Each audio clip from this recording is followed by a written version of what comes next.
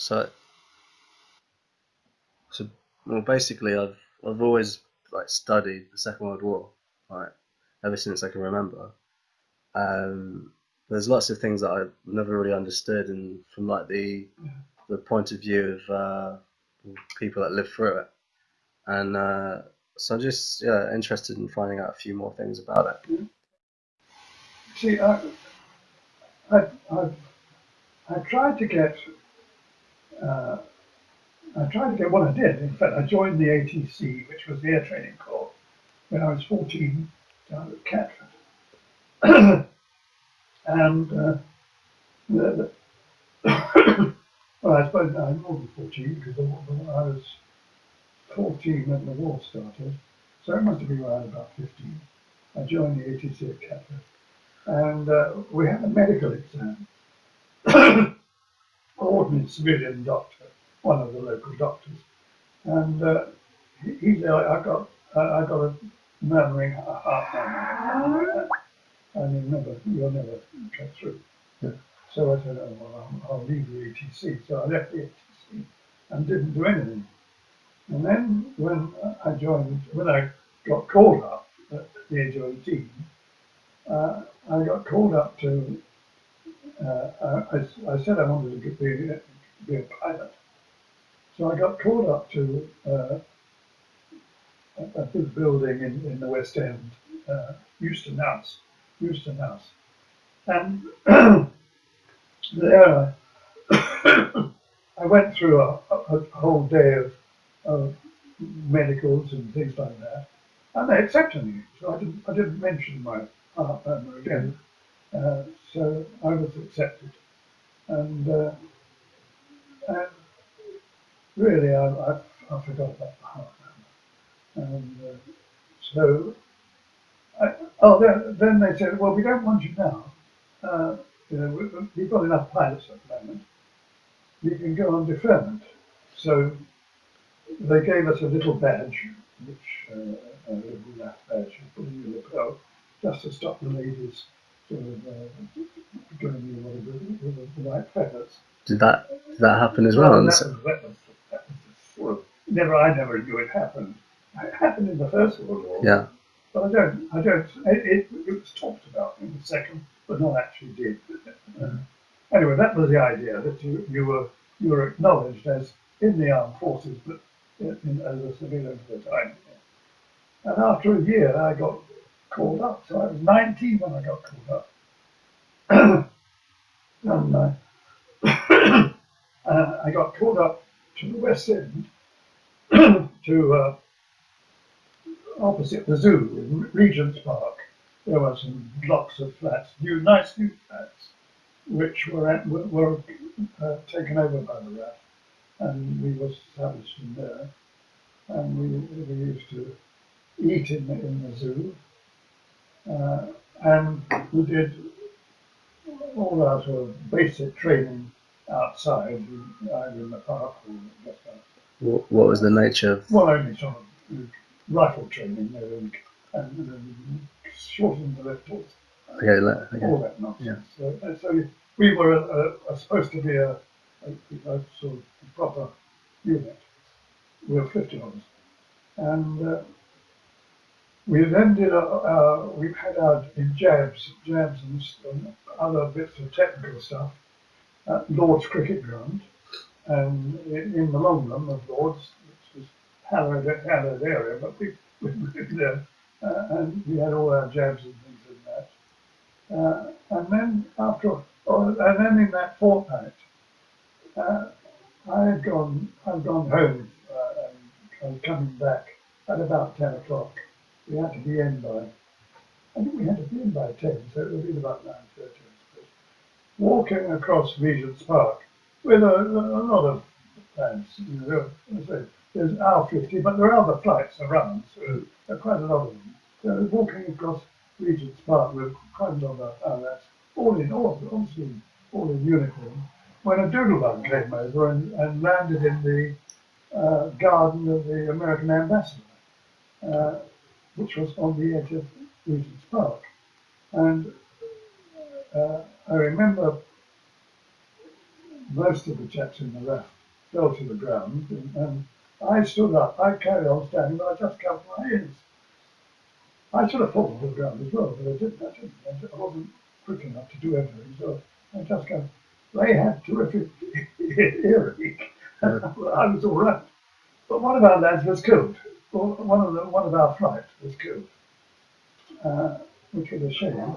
And I was, because I was one of the tallest in the flight, I was one of the pallbearers carrying the coffin. I had to do that twice in my life. And so after a fortnight of London, they thought it was better for us to be transferred down to Torquay.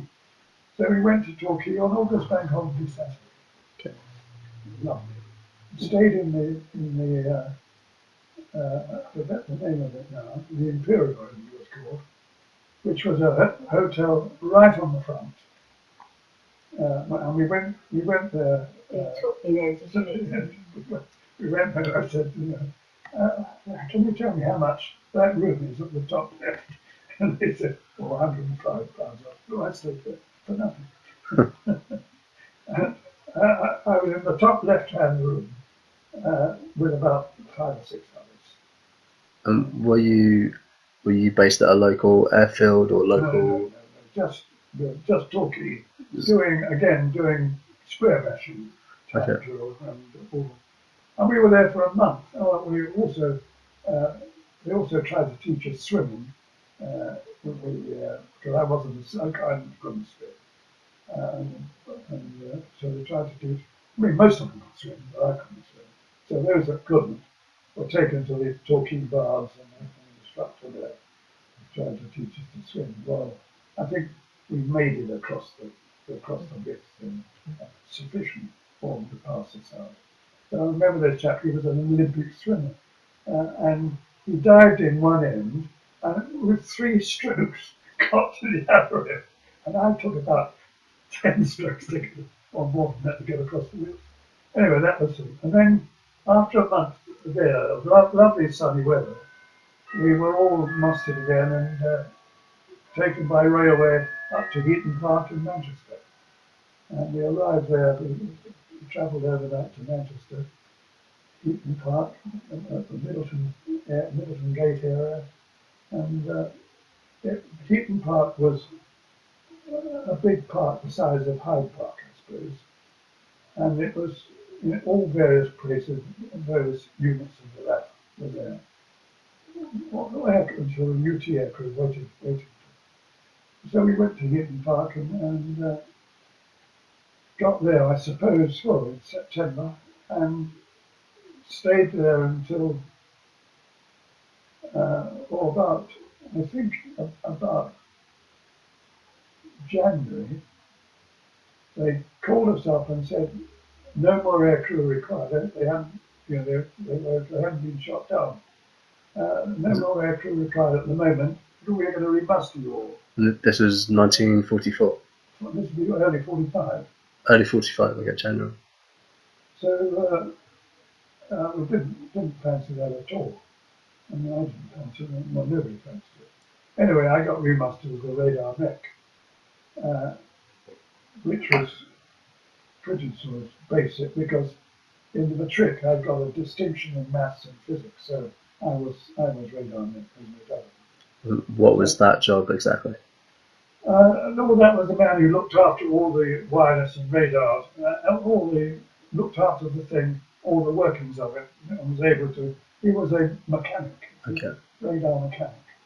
But they were highly graded people. They were sort of grade A in the range of technicians.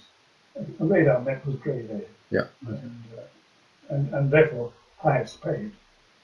And so I was graded as a radar mech.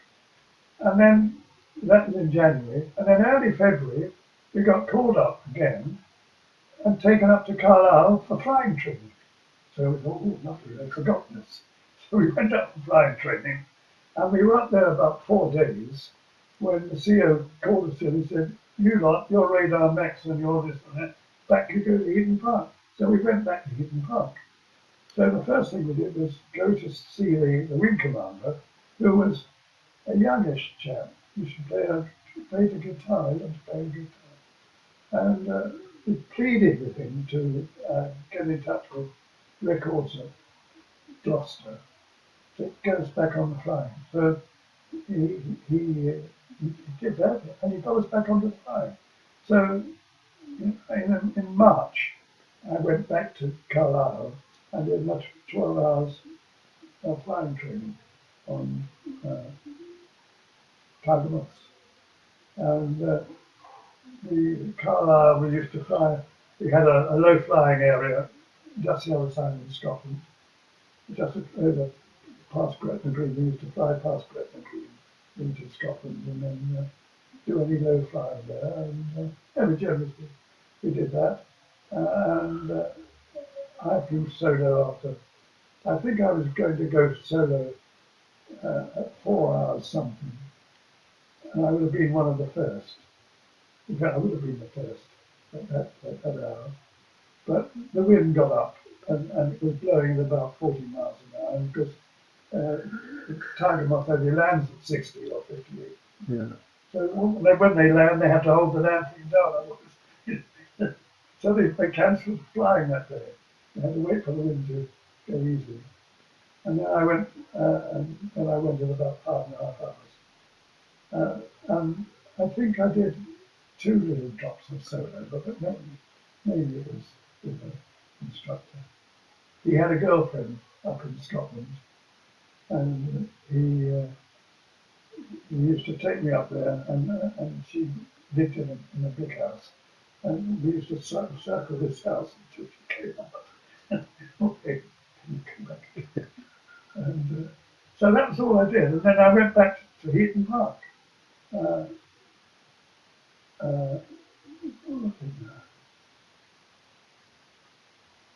Before all that, I'd also done ITW. I'd done a 6-week course, which was initial training in ITW, which taught us navigation and all the technical stuff about air flying and everything technical. And it was quite an interesting course. And the beauty of that was, if we got through that course, we got through our ITW, we were immediately on flying pay. Okay. When we joined up, we were on 3 bob a day. After 6 months, we were on 3 and 6 a day. And then if we got through ITW, we got another 3 and 9pence a day, which made us 7 and 3 a day. And 7 and 3 a day, which is 50 bob a week. We felt really rich. Yeah. And we were rich. Do you remember? Except for when you first got it, and you got paid once a month, I think you got paid. Not even once a fortnight. But when you first got that big money, you went out and blew it, and you realised that you were much richer on 3 and 6 a day than you were on 7 and 3 a day. But you made 3 and 6 a day last. Yeah. And 7 and 3 you didn't. But after one of those, it lasted. So I was always happy on 7 and 3 a day. So that was flying pay. So we were effectively leading aircraftmen. And so Okay. AC2s, we were leading aircraftmen. And that, although we didn't have the leading aircraftmen, we had the So single. we had the propeller. Is it single propeller one? Single propeller. Yeah. But we never had those. But we had our white flash. Okay. In and so we were recognised. What was the white version? UT aircrew. No? UT aircrew. Under training, aircrew under training. Oh, I UT see. aircrew. And then we waited after that. It might have been only 46 and not 45. Because I did 6 weeks of. I think your memory's getting a bit. Well, I think we were a long time at Heaton Park. But anyway, we did our ITW. Then we waited at Heaton Park after that for to be sent to a flying school, EFTS, elementary flying school. And our flight of 50, I don't think we'd lost anybody. Uh, Although maybe we'd lost a couple because they got airsick in the, and they weren't very comfortable. So apart from air sickness, we didn't lose anybody. And then the flights were split in half, and half went to South Africa, and half went to Canada. And I was delighted to go to Canada. I never fancied South Africa. Anyway, we went to Canada and landed at Monkton and stayed there maybe a week or a fortnight. And then we went on the train right across to Yorkton, Saskatchewan. It took us about 36 hours on the train. And this was sort of early 1945. When did the war finish? 45, wasn't it? Yeah, so the war in Europe was May the 8th, 1945, and it carried on until July in Japan. July, August.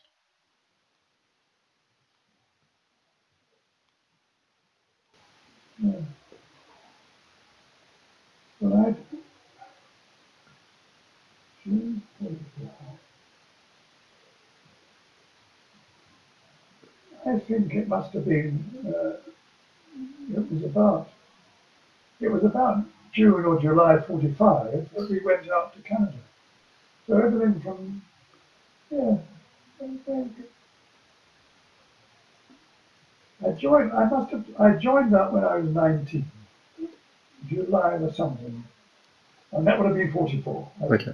I was born in 25, so 44, and the war finished in 45, the English, the European War. Yeah. So yes, and so I from July to July, I got all that in, with initial training, Heaton Park, from Heaton Park to Bicester,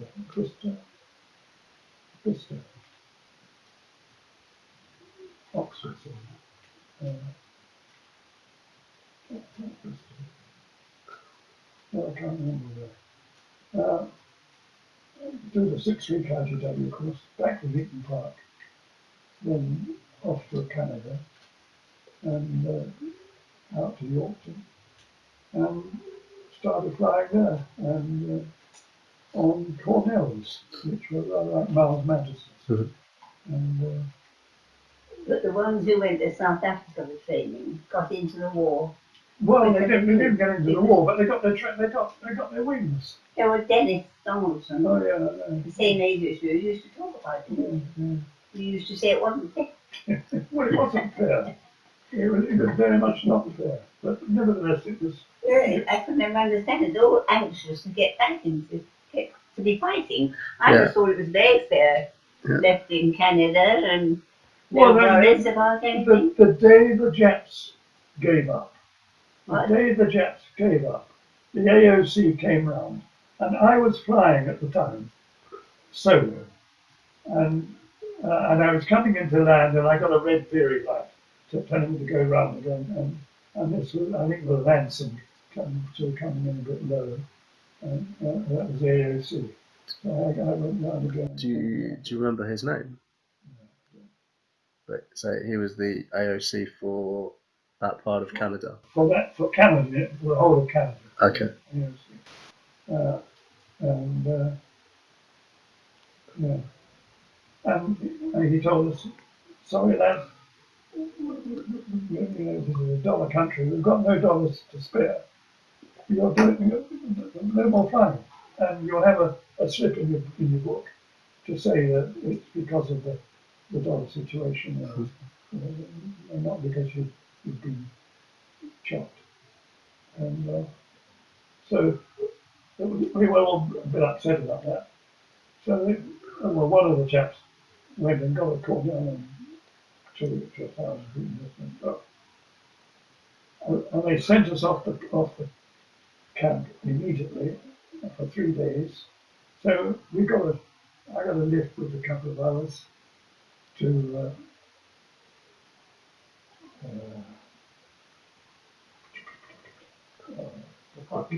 Saskatchewan's capital of Saskatchewan. Anyway, we got there, which was about 70 miles away. And they'd given us some money, and about 4 of us were going to go. They'd given us some money, about $30 each or something. And the other 3 gave me their $30. I said, you look after this. And so I had quite $100 and we got a lorry. We got this tanker lorry. Gave us 2 of us gave a lift in, and the others got lifts.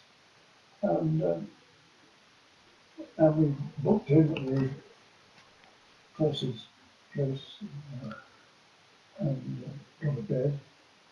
And during the night, somebody woke me up and said it's 3 o'clock or 4 o'clock. I said, I don't really woken up, not for me. Anyway, that chap apparently got my wallet, took out the big notes and put single notes back in their place. And when you sort of, I'd got the same notes, so I didn't look at them. And when I came to look at them, they were all ones and ones and ones instead of 20s.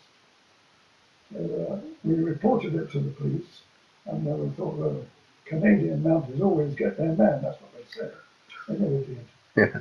But so we were a bit short of cash for up 2 days. In fact, we were so short that on the last, when we had to go back to camp, I say 70 miles away, at 8 o'clock at night, we decided to leave.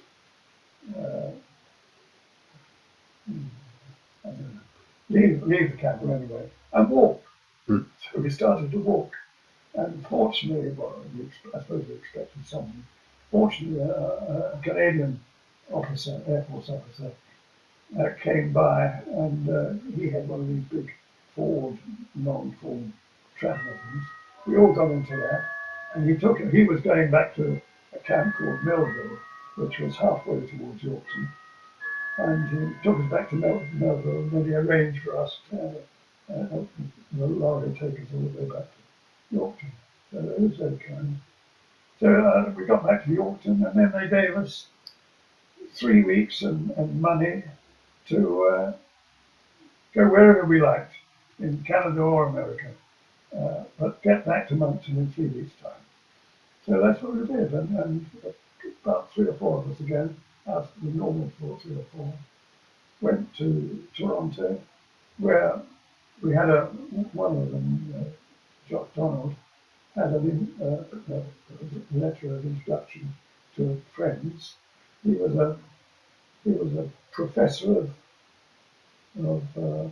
plumbing at Toronto University. Okay. Professor of plumbing. And so we went to his house, and he got the boiler going, so we all had a shower in the basement, which was rather nice. And then we went from there to Niagara Falls. We agreed to meet somebody at Niagara Falls, and of course, when we got there, it was like Brighton Beach. But we found them. And then we came back, and we just moved around that area. A place called Hamilton, nice, on the way to Niagara Falls.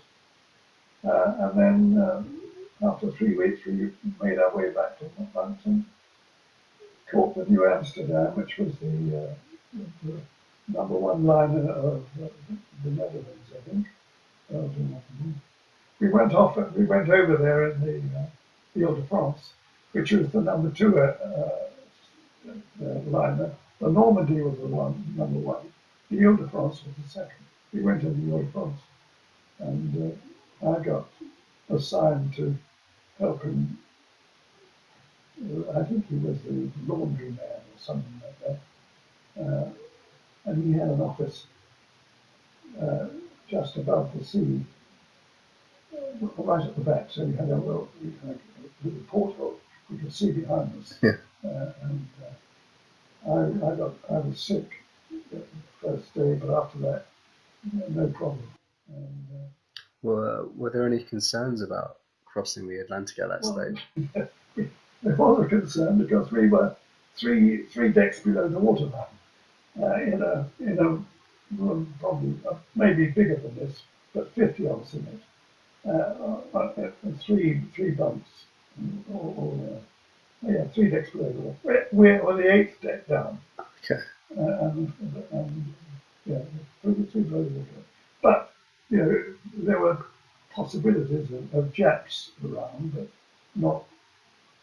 Well, unless there was some talk about silly Germans still being out. German submarines were there. Well, they said that the war was over with Germany, you see, but there was talk that some of these submarine commanders didn't like it. But anyway, we went. You didn't get any letters from them.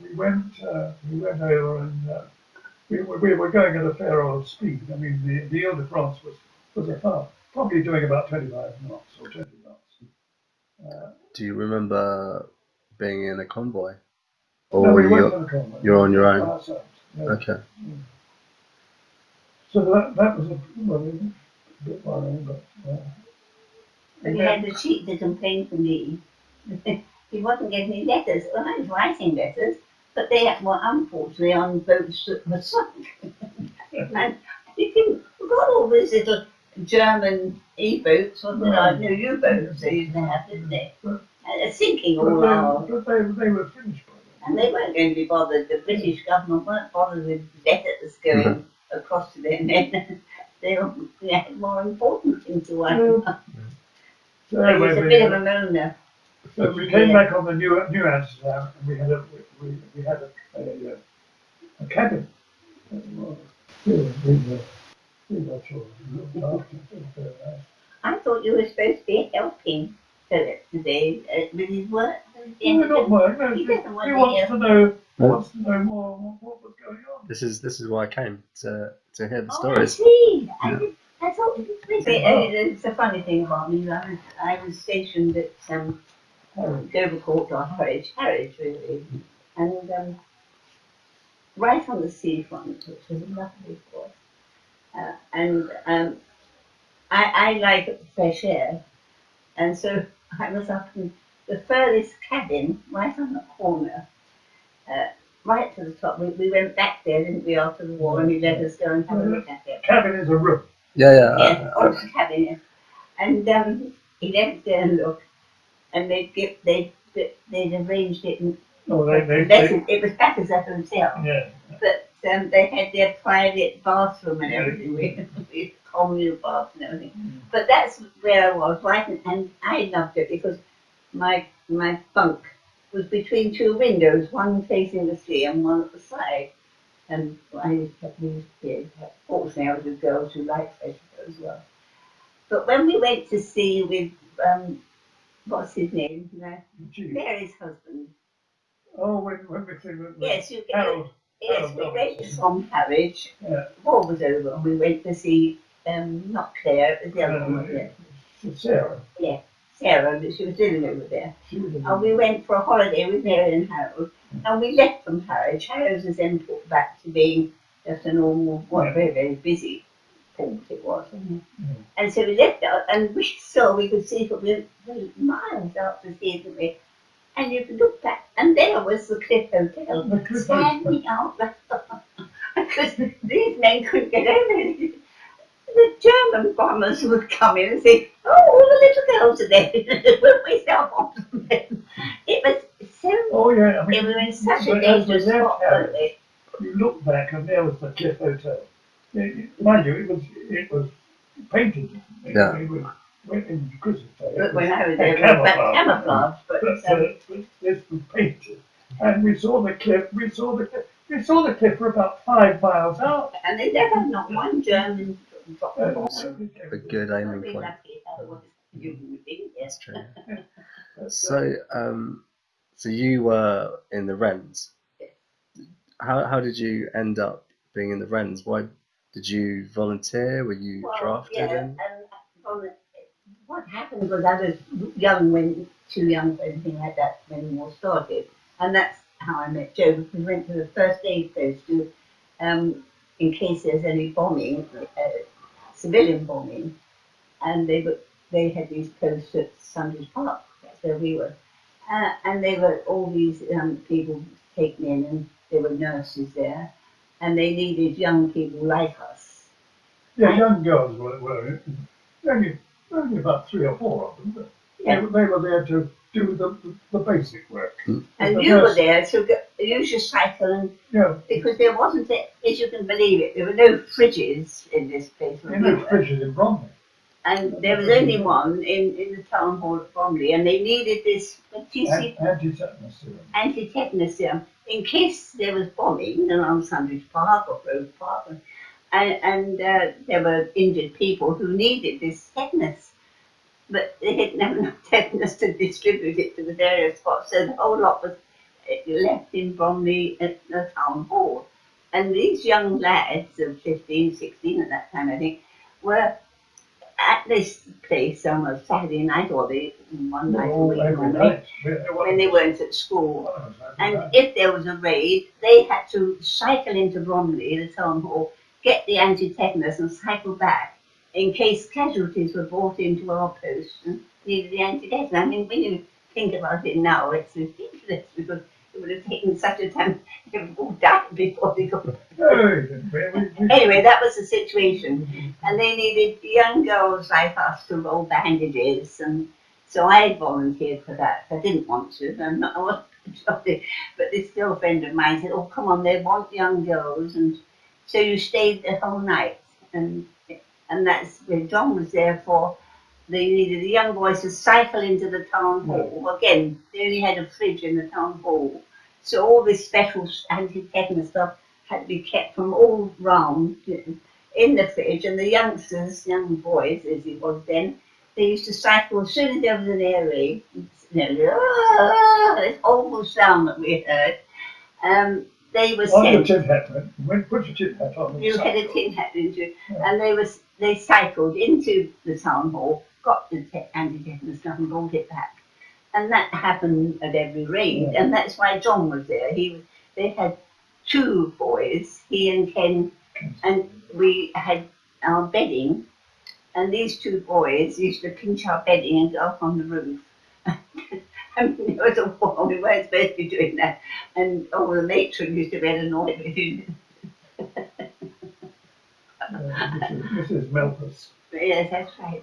But we were young. After the war was how many years? Well, it was, anyway, I would have been 16 then, wouldn't I? So yes, about 41. He had been on a couple of years. 1941. The big bombing was probably 13. The Battle of Britain started in 1940, in August 1940 or thereabouts. Yep. Because we went down, I was at school then, and we went down on a farm camp to Brenchley, and we cycled down, and we cycled through Paddock Wood on the Sunday, and Brenchley was another couple of miles up the hill from Paddock Wood. And Paddock Wood was all in a zoom, because the day before, a German bomber had come along, flying over the railway line, which is dead straight at Paddock Wood, and dropped some 50-pounders along the line, including in Paddock Wood. So that was their first taste of any bombing, and that was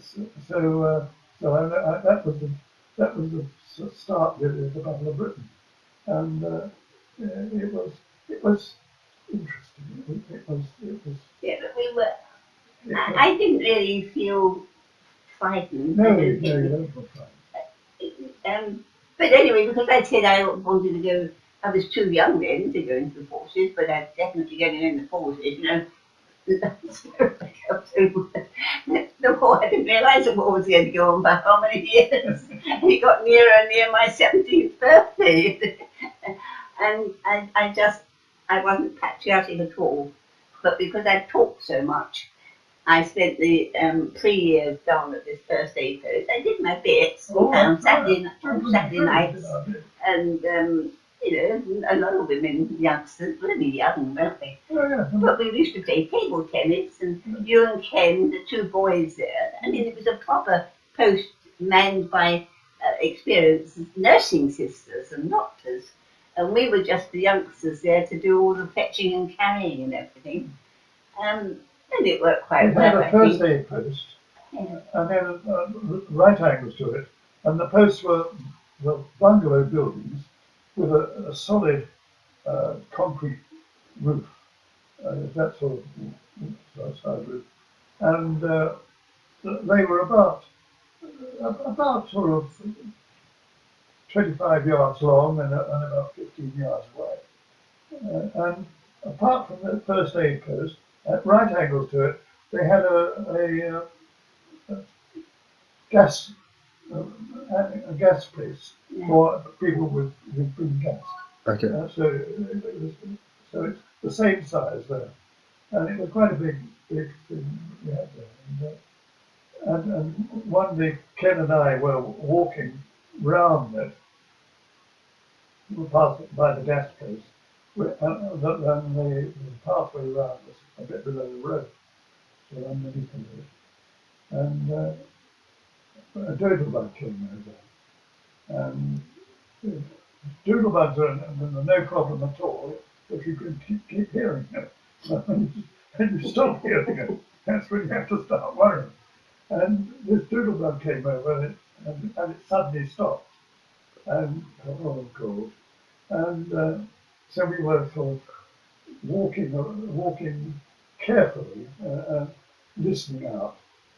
And suddenly we heard like an express train going by. So we both dropped down and it landed. I don't think it did any great damage. It just landed about 200 or 300 yards away. I don't quite know where it landed, but it was low when it passed us. So this was around the post in Milk.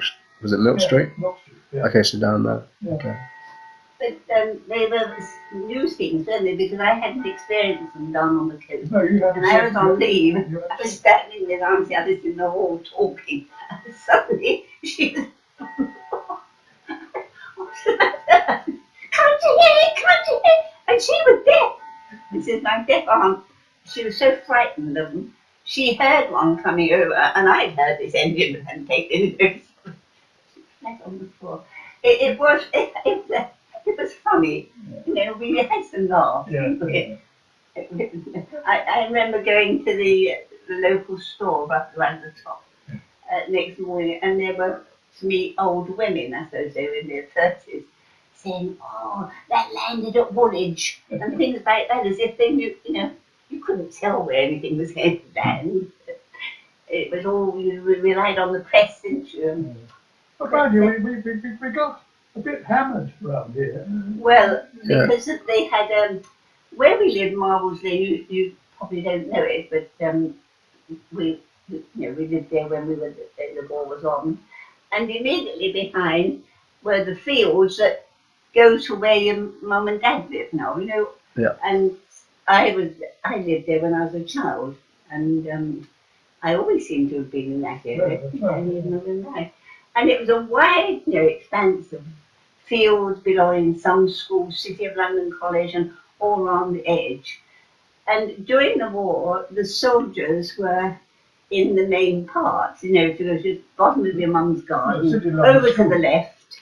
Yeah. There's an area there where they had aircraft there, and so our houses were built up like that, and they were there like that. And we always, anything going on, we went to look, and these soldiers were screaming at us,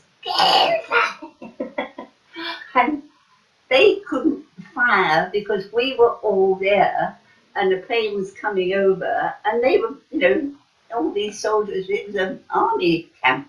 It was the sports field, City of London sports field, really. Yeah. You know, if you looked out over where your mum is now, that's where. It was a All light, fields and light regiment, anti-aircraft. but we've had some laughs because of that, but they weren't very happy with us because They couldn't press the guns too much. they said to us afterwards, I mean, somebody came round and said, you know, you mustn't do that because we can't fire all of you women outside looking, because this is what we used to do. It was interesting. And you didn't have the fear then. I didn't have the fear that I would have now. You just get that sudden, well, as I say, when we were in walking along, and suddenly hear this express train just going by, and you knew damn well what it was. Because I you know, obviously wouldn't want to have lived through the war if I had a choice, but as we did, what we did, I found it was quite interesting because I belonged to your first aid post, and then it went on for some years. I was only young when I came along there. You know, I hadn't left school or anything.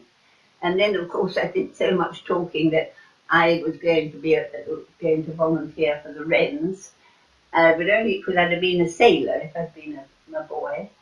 And the war went on, and I got older and older, and I was sort of 17 and a bit, and I could volunteer, so then I did volunteer. And that's how I went into the Wrens. But you volunteered, but they took your details, and you were a shorthand typist secretary. I was in the bank. I had to do something. And so when you first volunteered, they wrote back and said, no, thank you very much, but at the moment all we're looking for is stewards and cooks and stewards. Cooks and stewards. And steward was a servant. Yeah. You know, waiting on the admiral and things like that. And but they said, put all that I've done at school, and obviously it didn't fit in with being a cook. And they wrote and said that they only at that moment had spaces for cooks and what did they call the others? I can't remember. Stewards, cooks and stewards. And I accepted that. I mean, if I'd been a real volunteer, a real patriotic woman, I would have gone in as a cook, wouldn't I? Or a steward. But I just said to everybody, I have volunteered. But they don't need me. They're full of me. And then I think after about 3 weeks, I had this other letter. We noticed that you volunteered. And they must have needed people badly. And that's when they opened, communications. I was a communications girl, which was quite interesting. Because right there, we knew where every ship was. That Harwich was an enormous harbour. Yeah. And Uncle Johnny took me back to do the trip. A couple of months ago now, when we were down there with him, we got this place. And it's not too far away from Harwich. And whereas I used to sort of walk on to the quay, and everybody knew I had a badge to wear, but normally no civilian was allowed on the quay.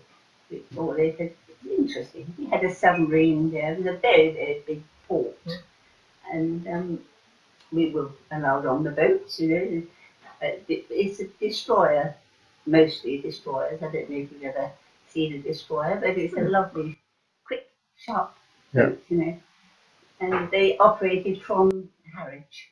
In the North Sea. Pardon? That's in the North Sea they were operating. Harwich. Let me describe where Harwich is. Suffolk. Suffolk. Ipswich. So it's enters into the North Sea. On the as you I've got the name of the river. As it goes round, halfway round. Boom. Yeah. Okay. So right where the Channel and the North Sea meet. That's it, yeah. Okay. And so what was your role exactly? What was our role? Communications. We used to take and plot these ships leaving harbour, entering harbour. That was always. Okay. And go get gin and tonic. Would you like a gin and tonic? No, thank you. What would you like? If you have any beer, I think I've got extra. So you were plotting the ships coming in and out of harbour. We were, we were in the Admiral's building, which was just almost on the quayside, the actual port, the port itself, of Harwich, which is an enormous port. They're great big ships, big destroyers and corvettes. We had destroyer flotillas and corvettes. And the other side of the river, we had MTBs. What's I that? remember being quite upset. I was going across the river, being taken because we were taken across. It was all very complicated. On our days off, they wanted us to enjoy ourselves, so boats were laid on at Harwich Harbour to take us across the river, so that they could get a. They then arranged for us to have lorries, we were usually on, into Ipswich, which was a shopping centre. We went to a cinema. They had a cinema there, and on our days time off, we would go across the river, which was quite an experience, and lots of comments. Hi, Wren. Hi, Jenny. Hi, Jenny. That wasn't my in-laws was called Jen, but we were Jenny Wrens. Hi, Jenny. Where you off to stay? Off to enjoy yourselves a bit.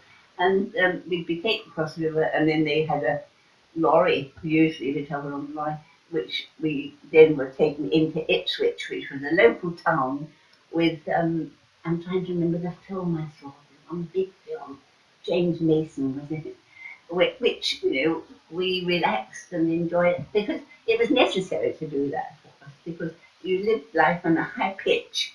And so they really went to a great deal of trouble to organise for us to have as much free time and entertainment as we could do it. And that was one going across the river and up to Ipswich, which was a town. And I went to the cinema, and I hadn't been a cinema person, but I can remember James Mason was in the film. It was that sort of idea. Yeah. And you meet the other ends up there. Or you went to Colchester. And that was another place where Joe used to come down to Colchester and meet me, and we'd go to the cinema there when he'd come down from London. And it was unbelievable, but anyway. But, they did as much as they could to get these girls entertained. And one way was, as I say, going across the river. It would cost a mint of money. Uncle Johnny did it all for us. As much as he could. Yeah. Obviously, he didn't meet the naval side of it at all. But we went down and we got onto Harwich Quay, where all the boats used to come, and stay 2 or 3 days and things like that, and get refitted, and then you'd meet somebody.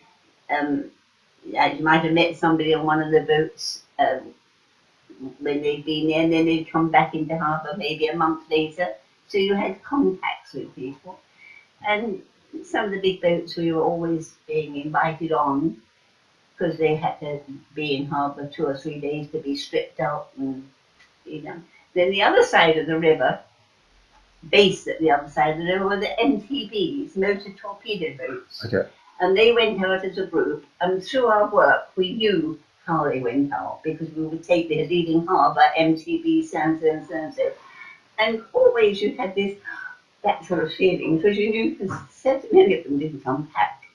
But I suppose you get hardened to it, but you have to accept it. It was leaving harbour, entering harbour, and you take this down, you have a phone call, a special phone business, and you have a map and have to do, so that the Chief Norris, our Chief Norris was an old salt, as they call him, been in the Navy since he was a boy. Yeah.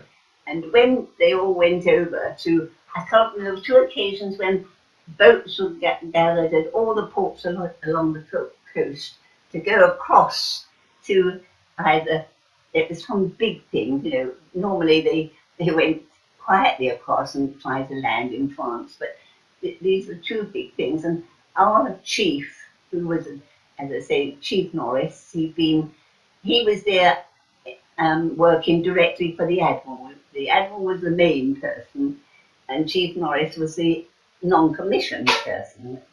And we worked for him, who worked for the Admiral, all in the same building, which was right near the quay.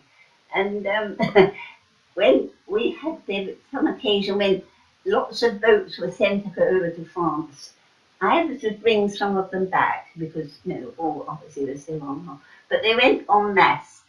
And Chief Norris, who was the chief non-commissioned sailor on our enormous port, so he was quite a very, very senior man, but non-commissioned.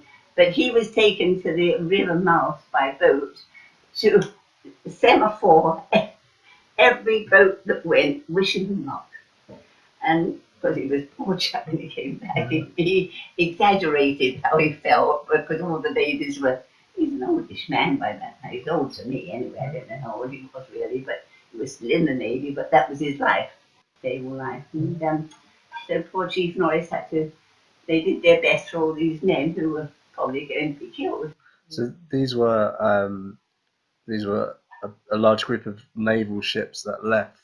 Did they have soldiers with them? Do you remember? Or no, we didn't. We weren't involved with them. So we didn't have any soldiers going over. They had.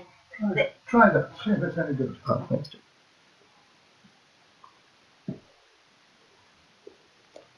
Yeah, seems fine. Yeah. They had ships that belonged to the port, and they would go to sea, and there were different flotillas, destroyers we had mostly, and corvettes, which are smaller than destroyers but faster, very nifty. And they were all based along the quayside and in the river. We got to know some of the men on them. And then they would occasionally have the big ships coming in, but it was a destroyer and a corvette base. And then just across the river, still under the admiral that we worked for, they had the MTVs.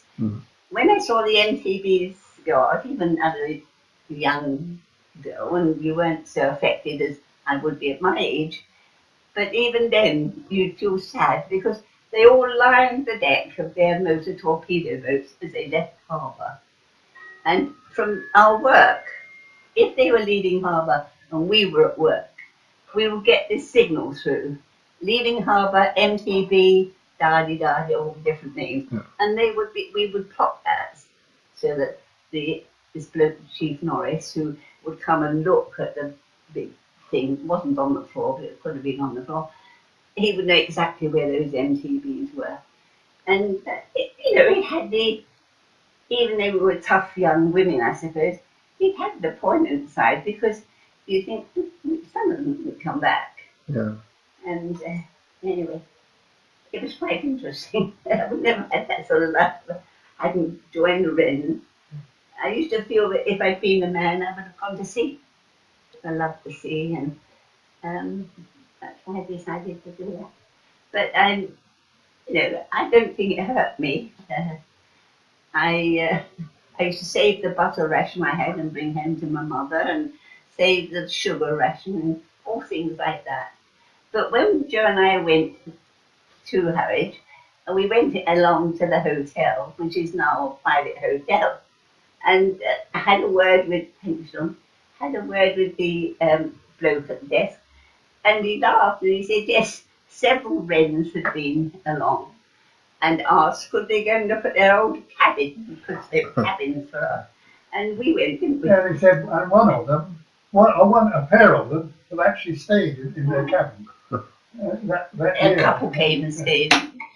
And I was pleased to go, and I found that our cabin, they'd attached bathroom wash. Oh yeah, we didn't have love for his life.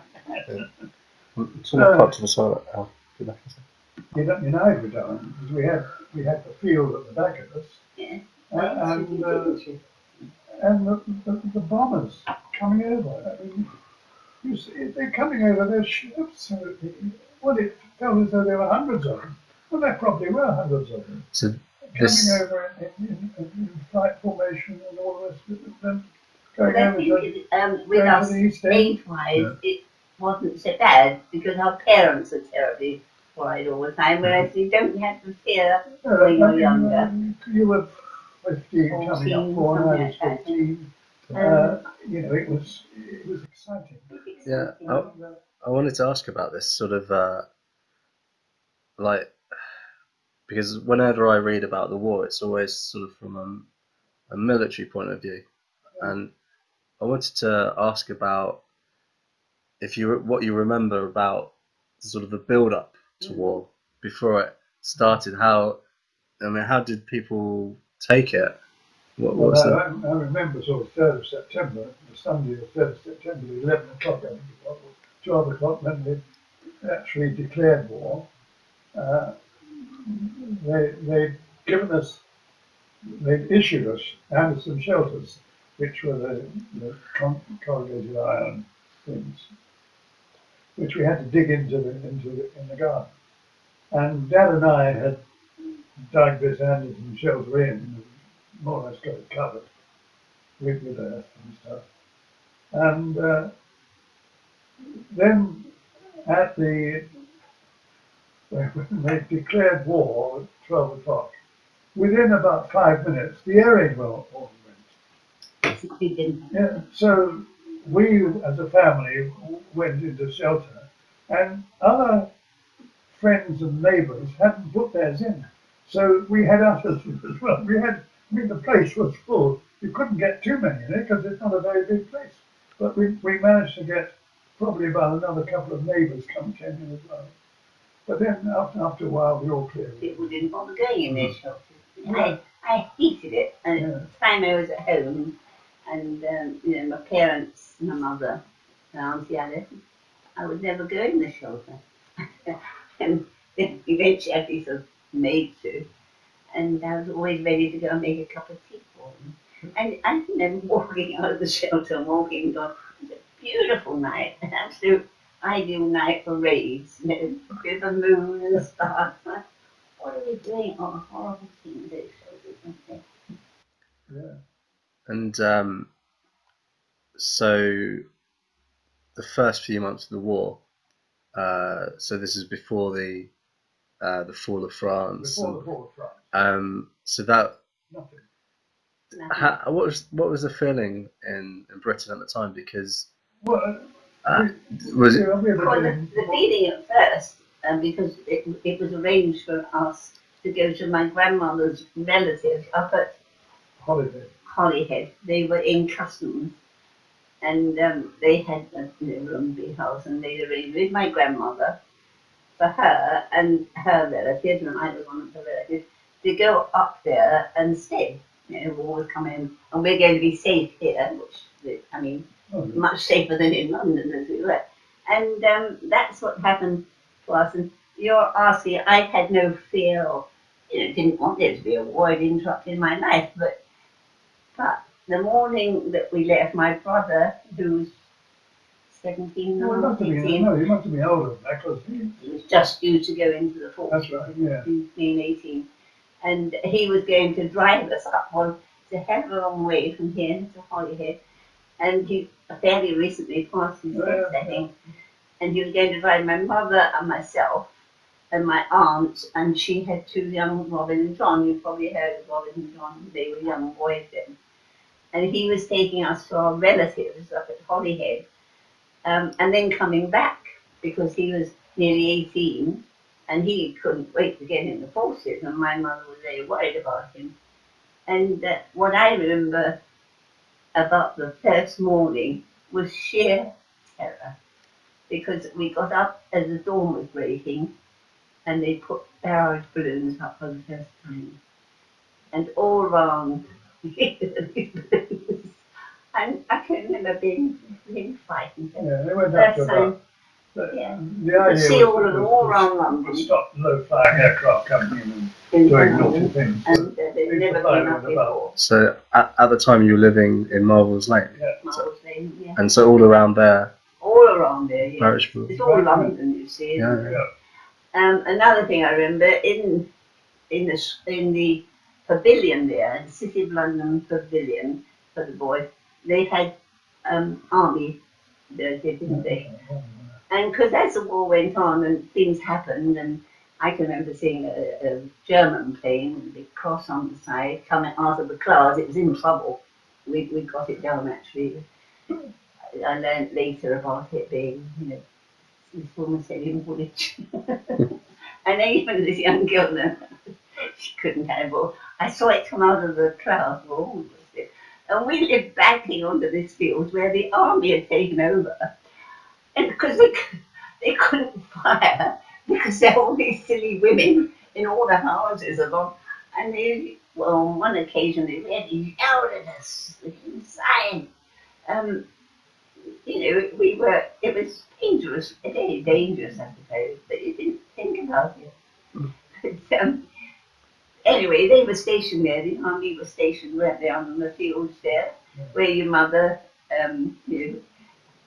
where your mother, if she'd been alive, would have been aware of it all, if she'd been born.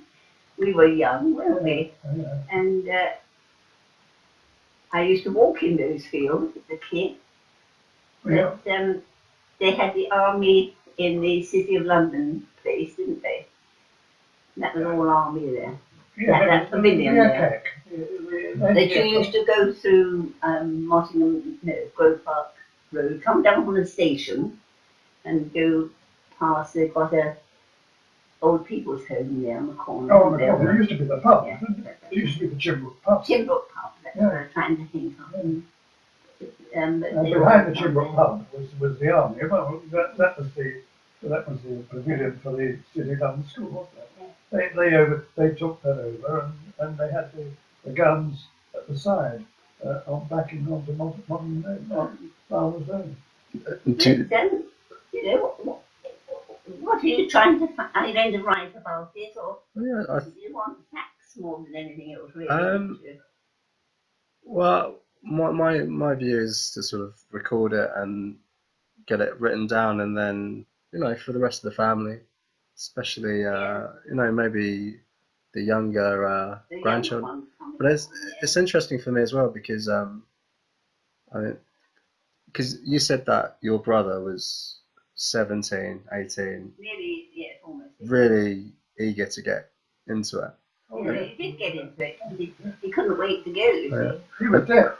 Well, this is what he had. But he pretended he wasn't deaf because he got somebody to do something or other. But he got in. He had a friend of his. That's right, his friend. Who used to tell him what was going on because he couldn't hear himself. I mean, and he was 18 years old. He was a young. But he was an electrician, and a very fine electrician. But of course, ideal for the RAF and everything else. But he had this habit of testing electrics by falling on and feeding. And then they were alive. But he tested one a bit too much when he was up high, and he was blown off it. And he was invalidated out, mainly because he was deaf. They got rid of him. But he worked for Plum and finished up running the whole. Yeah, he was a tribute job. What was his lovely car? So he used to have these lovely cars, didn't he? Yes, and all the young lads used to want lifts in his car. Well, he was a good table tennis player as well. I taught him table yes, you did. When he was 29 and I was 22 or 3 or 4 maybe. I taught him table tennis and I used to beat him 21-5, 21-4, 21-2.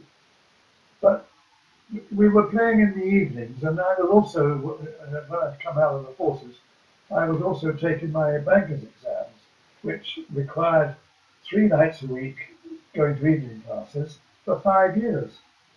So it was a long stretch, and so I didn't have much time to play table tennis.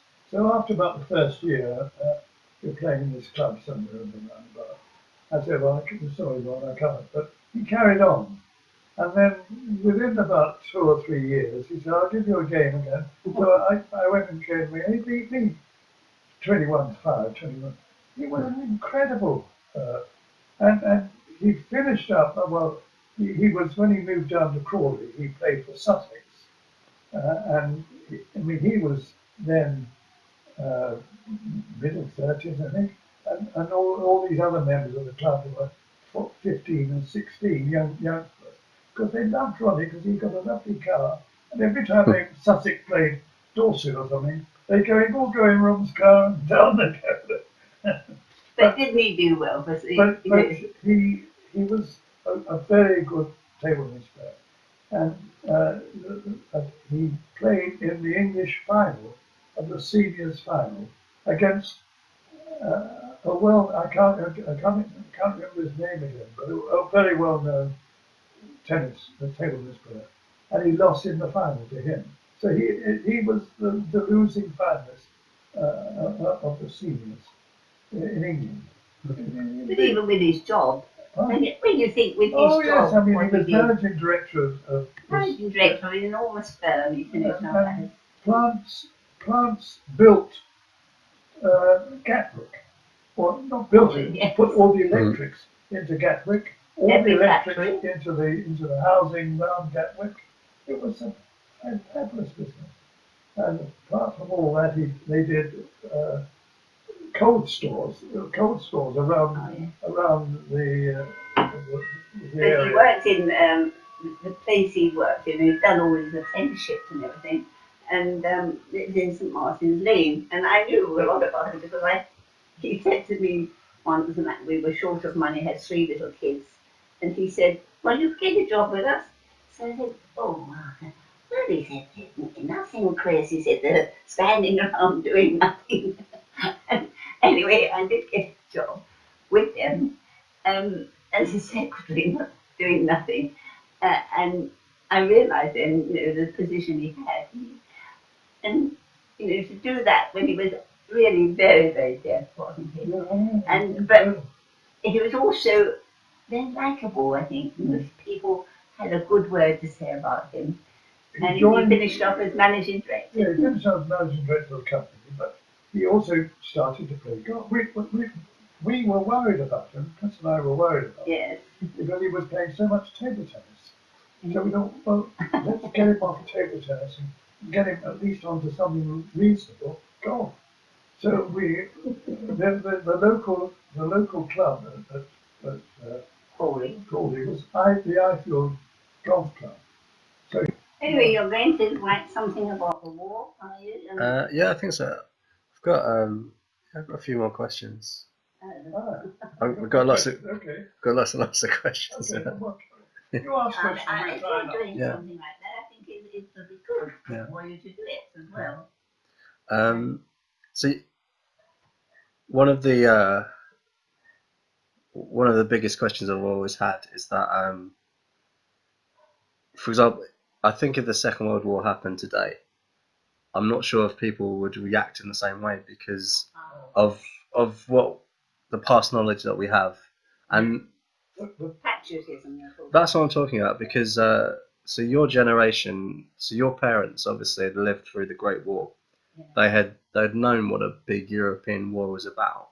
Mm-hmm. Yet in 1939, people like your brother, they flocked to the forces, they volunteered.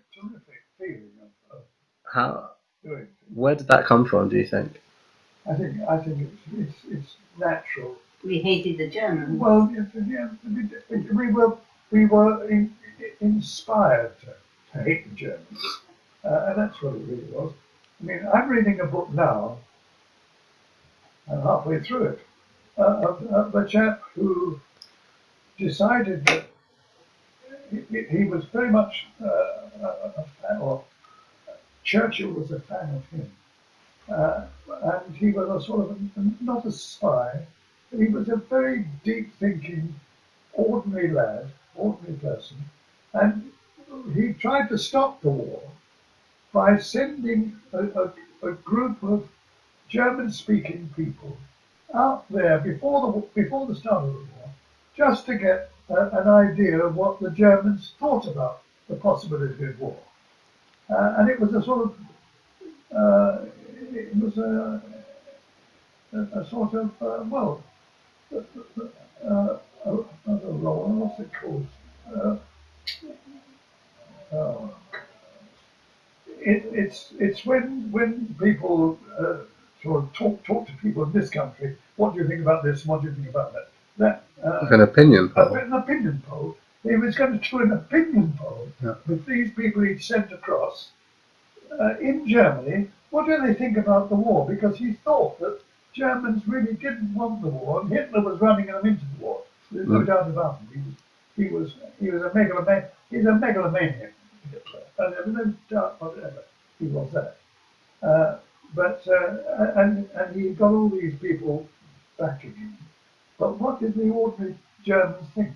And this lad had got a group of about 15 German speakers, ordinary people, and said, would you like, and paid them, would you like to go over to Germany and just talk to anybody you like and come back and give me some ideas? And that's where I get to at the moment. But so I think, and I don't necessarily think that the Germans hated us or anything like that. They were made to hate us, as we were made to hate them. It's all done by politics. Do you remember back then sort of being aware of that there's propaganda, there's films, there's posters? We weren't involved. We were just the we were the canon. You knew what was going on. What were your feelings about the war? Well, youngsters were thinking, "Oh, good, we're going to get in." Oh no, I wasn't thinking good. I didn't fancy the war, but once the war had been sort of decided, then okay, you've got to do your bit. But I had a very lucky war. I mean, I was saying, Chris served with Betty Snell. Frank Snell was in the Navy, and he was younger than me, but he got TB. People in the Navy got TB unless they were lucky, because they were in close contact with other people so much. And you know, if I'd travelled across the Atlantic, two floors below the deck, in a place with 50 of us cramped together, I'd have got TB if I'd done it 3 or 4 or 5 or 6 times. So the Navy was very easily get TB. And Frank got TB, but we went across to the D-Day landings on a holiday. We went across, and then we made our way to the actual landings. And I was saying to Frank, you know, you were lucky you were in the Navy. I was lucky I was in the RAF. Because if we hadn't been, we'd have both been in the Army and have been in this spinning place. Yeah. And you know, frightening, absolutely frightening. Well, for me it was frightening. I didn't mind getting up in the air, and it didn't bother me. But perhaps that's being a bit over. It didn't bother me at that time that I might be shot down and killed. That didn't bother me. But to do what they did, coming and landing and having people shoot at them and odd people dropping down, that would bother me. Yeah. And I think how lucky we were. Frank in the Navy and me in the RAF. And because I had the luckiest one of the lot. Chris did more technical war work than I ever did. I didn't do any war. I was always there to help. But it's a funny business. But if you're writing about the war, are you going to get into it the leading up to the war, that sort of business? Yeah, so I think it's just like this is local history, because it's like you said, everyone did their bit, and I get the impression that the Second World War it wasn't a war between armies, it was a war between peoples. It was an easier war than the First World War. by a long way. Yeah. You, By a you, long way. you had that impression. Yeah, my dad was in the trenches. It's a terrible war, the First War. Yeah. Disgusting. It's, Absolutely disgusting. but I was watching a documentary recently, and they were talking about Bomber Command, and Bomber Command at one point actually had a lower survival rate than an officer on the Somme. Yeah. It was Yeah. so. Yeah, you reckon do it if you did 3 or 6 trips, I think. Yeah. You were lucky. Yeah. What about the war started? We had that period known as the Phony War, Yeah. and then suddenly France is invaded. Dunkirk changed the war. What was the public feeling of Dunkirk? Of Dunkirk. Oh, very. Do you remember? Worried like mad. Worried, But yes. fortunately, we had Churchill. I think fortunately, Churchill. We had Churchill. Yeah, but we didn't know then the qualities of Churchill, the mad qualities, some of them, weren't they? Oh, yes, he was an amazing. I think he's an amazing chap. You know, it's. I believe that of the crowd that were there, Chamberlain, Churchill, Attlee, Eden, they're all nobodies. Churchill stood out. Lord Halifax would have given in to the Germans and argued with them, or given in to them, really. Churchill was the outstanding man at the time, and it's the trouble with, well, not the trouble with Churchill. Churchill is a figurehead, and looking today at the Conservative Party today, you've got that Johnson, who is trying to make himself a sort of Churchill. He's nothing. He hasn't got the belly for Churchill. I mean, Churchill was an incredible person. And this chap Johnson, Boris Johnson, is a phony, absolute phony. But he's liable to be the next Conservative. I mean, if he's the next Conservative, I'm not voting. I don't think I'd vote Labour, but I'm not voting. There's no way I'd vote for him. In the Times the other day, he was called a cat. Yeah, I remember you saying that. That's about it. So, do you think that so Churchill became Prime Minister on the 10th of May 1940, just as the Germans invaded France? Do you think that was sort of that in itself sort of turned the war for the British? Well, my own view as an ordinary person, the fact that Churchill was there got everybody thinking the right way. But there was no way. Well, his speeches, they still make me cry. Yeah. Why did Churchill have made the announcement? And now we're Chamberlain. It was Chamberlain. Churchill. Yeah. I can remember hearing that, and that we're all listening to the wireless, weren't we, to see what I mean, Chamberlain, in a way, didn't do a bad thing. He went to Munich, and the war didn't start for about up to a year after Munich. And in that time, we started building up our forces, not only our forces, but our guns and our ships and our aircraft.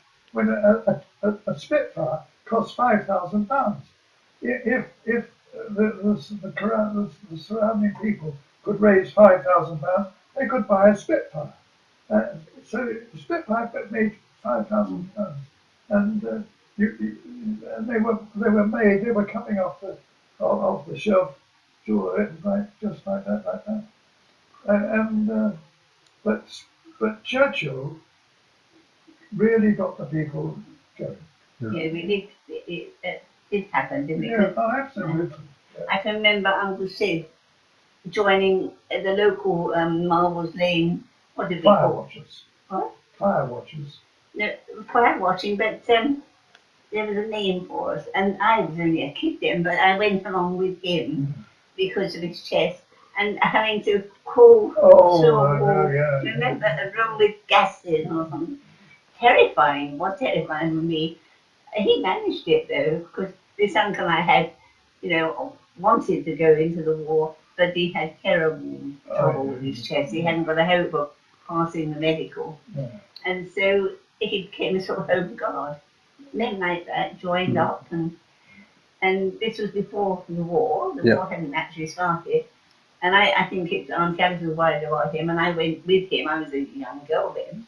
But we had to crawl across this room, and probably doing it all the wrong way. I mean, the men organising it didn't really know that the war was coming, and we're going to be bombed, and we're going to have this awful gas. That's the worry in our war, gas.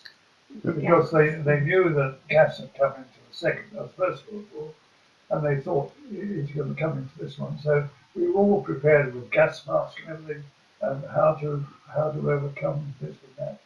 And we had these.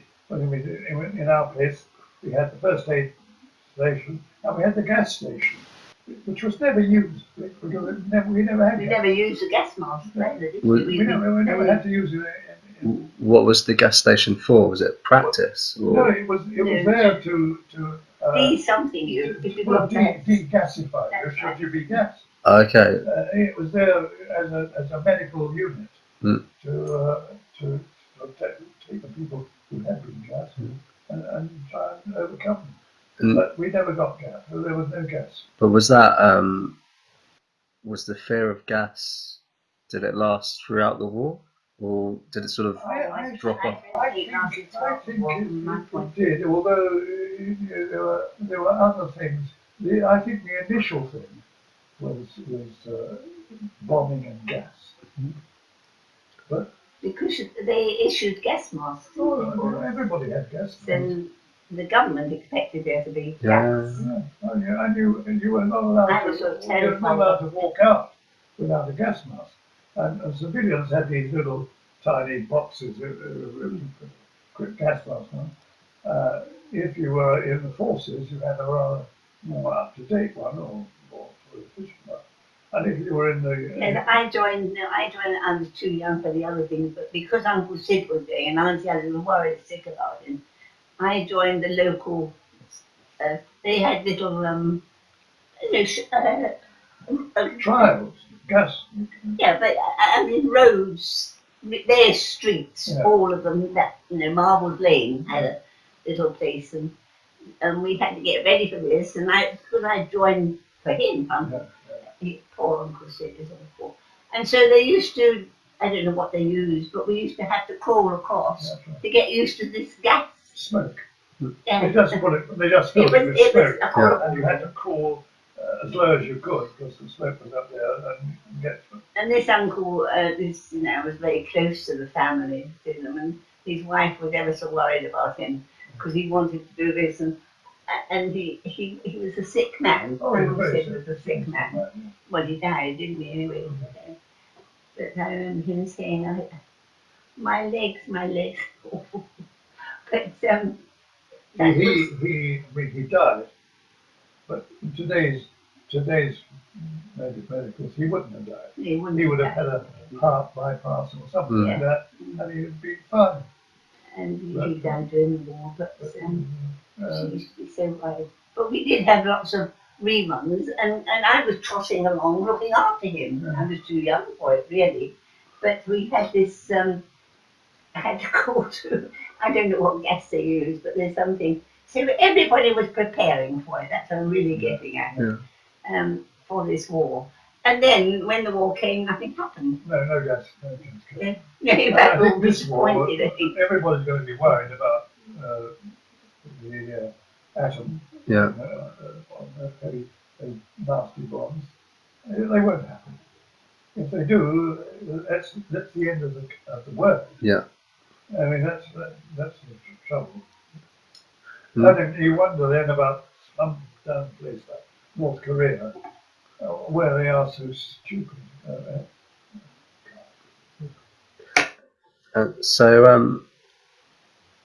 What else did I want to ask?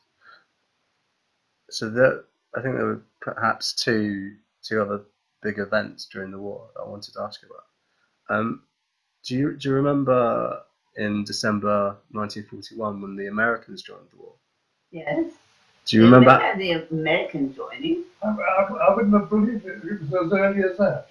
Yeah. No, So I don't remember the date exactly, but I remember the Americans joining war, and we were pleased to have them. We're very pleased to have them. A bit sarcastic about them. Oh yeah. They've been so long and things like that. The last war they came at the last minute, and this war they came at the last. And you couldn't believe they were forced into it by Pearl Harbor. Yeah. Yeah, and we were pleased with them. We thought, what a stupid load of people the Jets are to have and again, what a stupid idiot man Hitler was to invade Russia. Yeah. What an idiot! And so they're the two biggest idiots of this world. Yeah. The Jap High Command, or whoever it was, who decided to do Pearl Harbor, and Hitler, who decided to go into Russia. But they were the best things that ever happened to us. Yes, we never won the war. Oh, of course we wouldn't. So even in 1941, it was still quite a precarious situation for Britain. So how did the mood? Do you remember the atmosphere changing after the atmosphere changing? Very much so. 1941 to 1942. Oh, I think the worries about the Japs coming in. Yes. No, not the Jats, but when the Americans came in.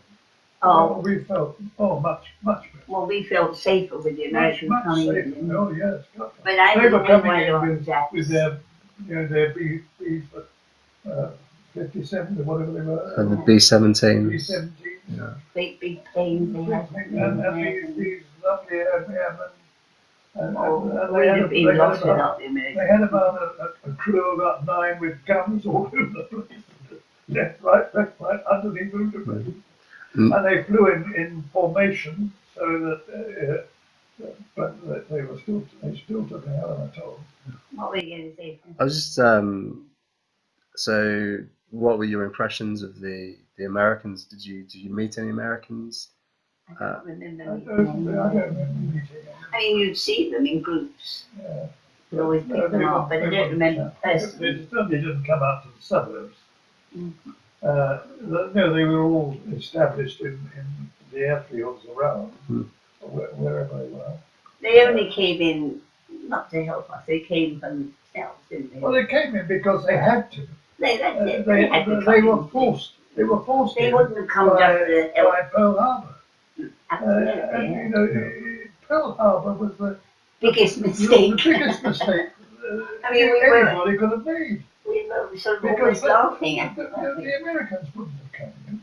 Yeah. There was no way they would come in. Churchill, who was married to an American.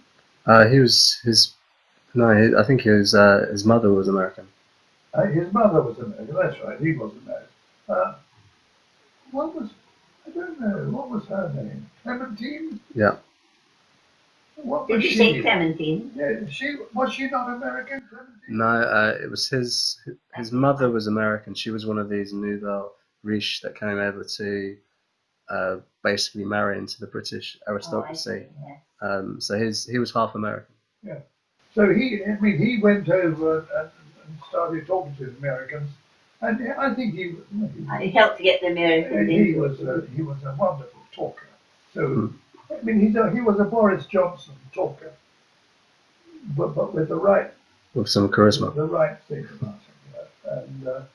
And but he wouldn't have got the name. I think he was evil, but I don't think he was. But Pearl Harbor, we should have told Japan, please bomb Pearl Harbor, because it was wonderful.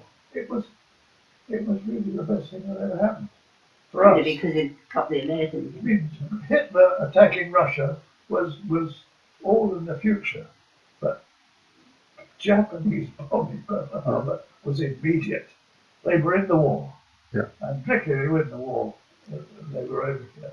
Well, at the time we thought, what are they doing coming into the war? It's ridiculous. When they were over here, And we were, talking over here, over late or something like that.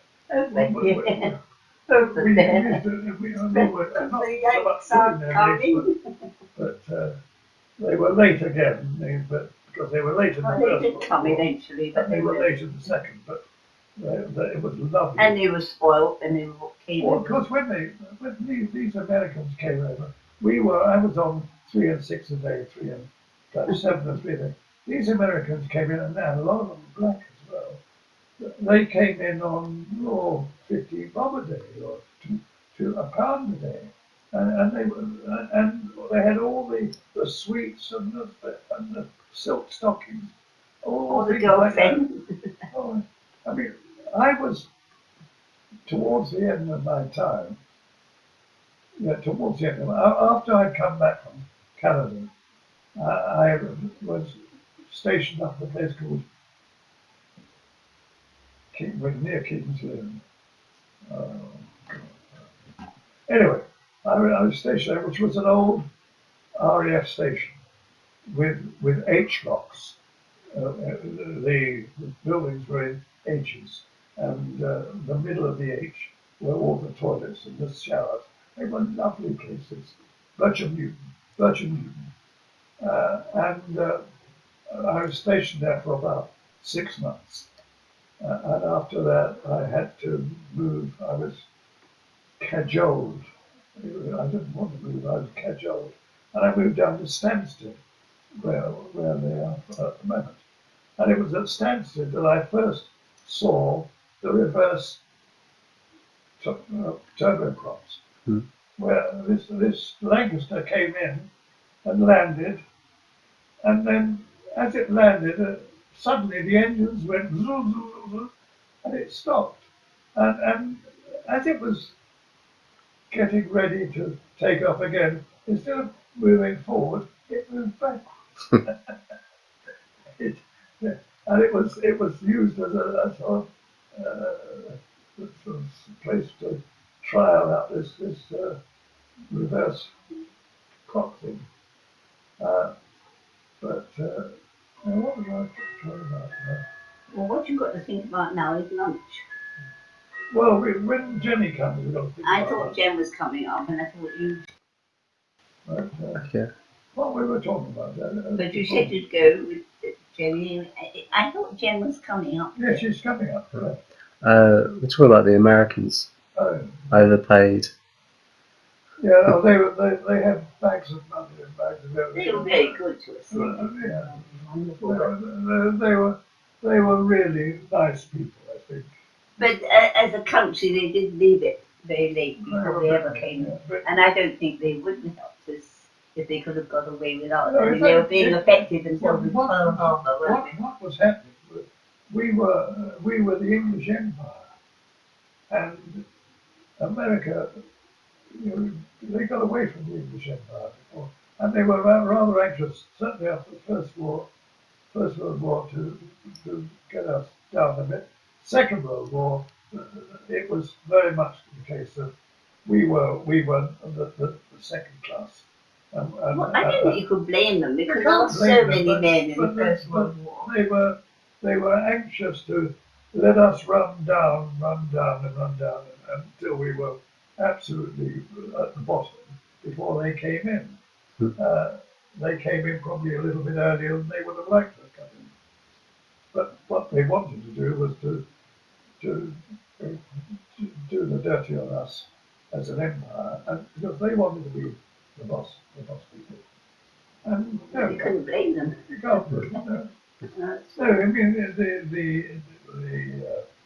the Greek Empire, the Roman Empire, all these empires, Turkish Empire, they all go, and the English Empire, it was time for it to go. And now the American Empire, or the American country, which is big enough to be an empire. And now, of course, other people, Russia, which is a colossal, empty country, but you've got to stop it. And a danger to us. I used to be scared of the Well, Russians. I think the Russians are Very much so. they're a danger to Europe, and I'm very sorry that we're coming out of Europe today. Were we The main pleased thing about at the end our of the being war in when Europe is somebody... to be part of Europe, part of the security of Europe. But Who came in at the end of the war? What would it be, the Americans? When we were really quite concerned, and then somebody came in and the whole thing well, turned the wrong. Americans, Must be the plenty of Americans. Americans came in the war. Because The we war didn't changed. expect them, whoever it was. I mean, they came in, they went into North Africa, and Yeah. General Clark, was it? Or, I mean, We were jolly North lucky, I Africa, think. and they came across to Sicily, and they did a good job. So the other big event, possibly, and I'm not really sure if at the time people really knew too much about it, was D-Day. Was what? D-Day. So in June 1944, D-Day. when the Allies invaded France. Yes, yeah. Do you remember that event? Oh yes, well you mean I remember it. Oh, very much. We were Mine- told the morning after it had happened that the British and American forces were attacking the French coast. The build up to it, you noticed. I mean, even where we lived, you noticed on groups of people and groups. But further out in Hampshire, things, great swarms of British and American forces were being pushed out there. When was this, John? Before D-Day. Oh, before the yes.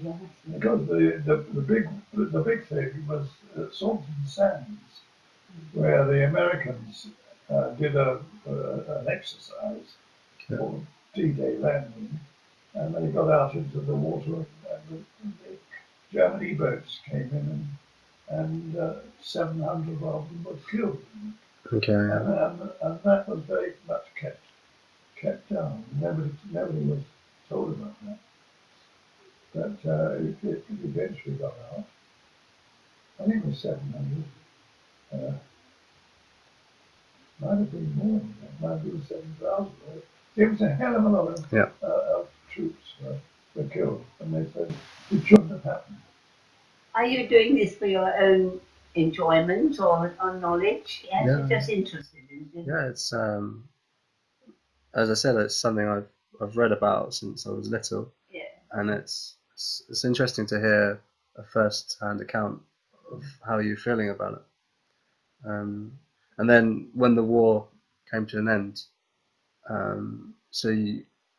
for Victory in Europe Day, which was May 1945, do you remember where you were when you heard the news? I was Where were we? I was near Amsterdam. I think I'd finished my ITW, and we had a Turkish, 25 Turks, all resplendent officers in their beautiful uniforms with us, and we sprayed them with fire hoses. Where was I then? Bridgenorth, not this, Bridgenorth. That's Bridgenorth. where I was. Bridgenorth. You were still in Harwich. I hadn't You were been in- Harwich because Leslie had said the war is over. There's a big party. Oh, that's right. And I remember saying that was the war. Yeah. I'd arranged for this aunt of mine and her two sons. We'd heard us talk about war, and they didn't have a father who died, and she hadn't had a holiday. And I'd arranged for her to come down to where I was, which was a seaside town as well as a big port, and have a little holiday. And suddenly this business of the war ended, and there's this girlfriend of mine, and I was writing this top for them, and she was running the bottom, and I said, "Yeah, what was over?" So I said, well, I understand, yes. And she said, well, up at the army camp, they're having a big party. I said, couldn't care less. My aunt was coming down the next day and I got to settle her in this accommodation I'd found for her. I said, I can't stand the party. And we didn't have many parties, but the army people, and we didn't have many army. Well, they come in because of the They Doodlebugs. came because of The Doodlebugs had come in. And we used to go outside watching them be shot down. Over the sea. We weren't allowed out really, the Wrens, at that time, because it was a big harbour and they used to come across the harbour. And I can remember being shouted at, stupid woman, stupid girl, because we always wanted to go outside to watch. Obviously, when we're still young, weren't we? That was interesting. We went back, John took me back. And although I was at Parks and Quay was the actual water when the river came up. And we were about 5 minutes away up the hill in a big hotel. And that's where we were sleeping. And we got up because of all this commotion. And we were outside looking, they'd come this terrific harbour like that. And they were coming in across, you could see them. The Doodlebugs, yeah. We were, they up there, we were down here, we were watching, and we were crowds of them. And they came out and screamed at us, some of the men, the naval men, get back inside. So we had to watch them inside. That was quite an exciting time. Yeah. Yeah, I mean, for us, I mean, We were lucky. We were very lucky. Very lucky. Some people weren't so lucky. But actually, we were lucky. But we did our bit, didn't we? There comes your mother. Now don't forget, John, you're going off with Jenny and